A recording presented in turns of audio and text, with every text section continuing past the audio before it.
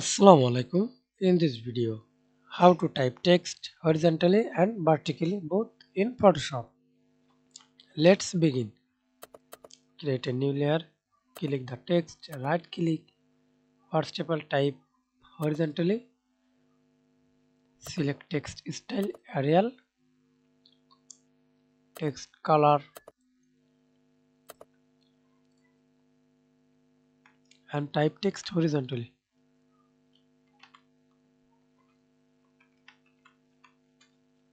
And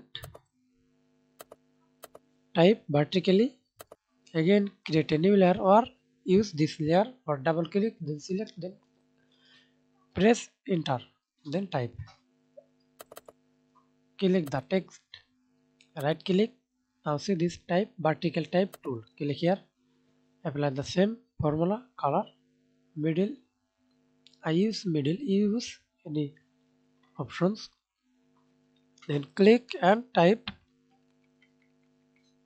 vertically.